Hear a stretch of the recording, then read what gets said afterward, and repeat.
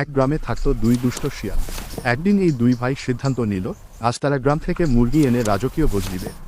তাই রাত নামার সঙ্গে সঙ্গে তারা গাছের গুড়ির আড়াল দিয়ে হেঁটে চলে এলো পাশের মিলনপুর গ্রামে। গ্রামের মাঝখানে ছিল বড় একটা মুরগির খামার। সেখানে পাহারা দিচ্ছিল মোটা ও রাগী রাখাল জাক্কু বলে, দেখ ভুক্কু, ওই যে বড় লাল মুরগিটা, ওকে ধরলে পুরো বনেতে আমাদের সুনাম ছড়িয়ে যাবে। ভুক্কু আনন্দে লাফিয়ে উঠে বলল, দাদা চলুন।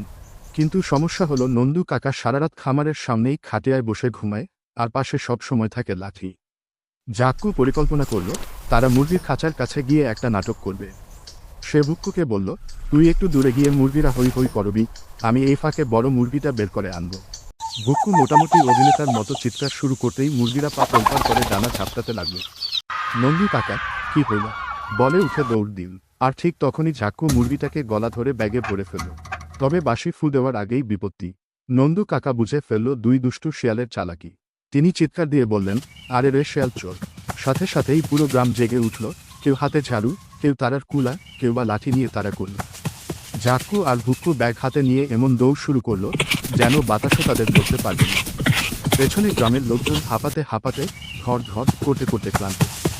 একসময় শিয়ালেরা লাফিয়ে বনভূমিতে ঢুকে পড়ল, আর গ্রামের লোকজন বনের ধারে এসে থেমে গেল। বনে ঢুকেই তারা ব্যাগ খুলে হাসতে হাসতে দেখল, ব্যাগে বড় লাল মুরগির বদলে একটা মোটা ডিম আর পুরনো ঝুড়ি।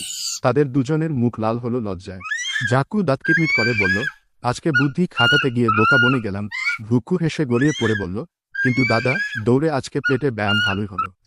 তারপরও তারা থামল না। ওরা ঠিক করলো আগামীকাল আবার নতুন কোনো দুষ্টুমির পরিকল্পনা করবে।